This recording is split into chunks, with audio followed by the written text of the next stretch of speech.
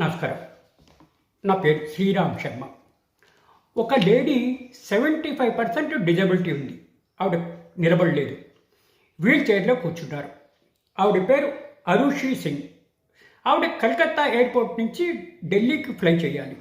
ఎయిర్పోర్ట్కి వెళ్ళారు వీల్ చైర్లోనే. ఇంకా చెక్ ఇన్ అయ్యే టైంలో ఆ సెక్యూరిటీ వాళ్ళు ఆవిడని ఇబ్బంది పెట్టారు.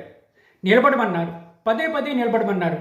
నేను నిలబడలేను, నాకు 75% అంగవైకల్యం ఉంది, ఇదిగో సర్టిఫికేటు, నేను పుట్టుకతోనే అంగవైకల్యంతో పుట్టాను అని ఎంత చెప్పినా ప్రాధాయపడినా ఆమెని వినిపించుకోలేదు. హెరాస్ చేశారని ఆవిడ అభియోగం. అంతా అయిపోయినాక ఆవిడ సుప్రీంకోర్టులో రిట్ ఫైల్ చేసింది. నేను అంగవైకల్యంతో బాధపడుతున్నాను, 75% డిజబిలిటీ ఉంది, నిలబడలేను, వీల్ చైర్లో ఉన్నా, అయినా కూడా నన్ను పట్టించుకోకుండా నిలబడండి అని చెప్పి హెరాస్మెంట్ చేశారు.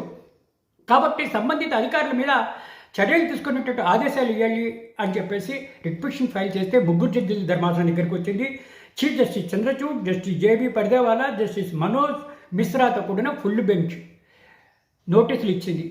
ఈవిడ అంగవైకల్యంతో బాధపడుతుంది, చదువుకున్న ఆవిడ, అయినా కూడా పట్టించుకోలేదు, సర్టిఫికేట్ చూపించింది ఫిజికల్లీ హ్యాండిక్యాప్డ్, అయినా పట్టించుకోలేదు అని ఆవిడ ఎలిగేషన్ పెడుతోంది. కాబట్టి మీ ఆన్సర్ ఏంటి, మీ రిప్లై ఏంటి, కౌంటర్ వేయాలి అని చెప్పేసి ఇట్లా నోటీస్ ఆర్డర్ జరిగింది. కాబట్టి సంబంధిత అధికారులు కూడా సెక్యూరిటీ చెక్ చేయాలి, సెక్యూరిటీ గ్యారంటీగా చూడాలి, ప్రజా సంక్షేమం గురించి సెక్యూరిటీ చూడాలి. కానీ అన్ని సర్టిఫికేట్లు చూపించిన ఇటువంటి అవన్నీ జారిపడకుండా నిలబడాలి అని అనుమానం ఉంటే ఎంతవరకు సబబు అని అందరూ అనుకుంటున్నారు. నిజంగా డిజబిలిటీ ఉంది, అలాంటి వాళ్ళని వదిలిపెట్టాలి. కానీ ఇలా యాక్ట్ చేస్తే వాళ్ళ మీద చర్య తీసుకోండి, వాళ్ళ యాక్షన్ తీసుకోండి అని అనుకుంటుంది ఈవిడ.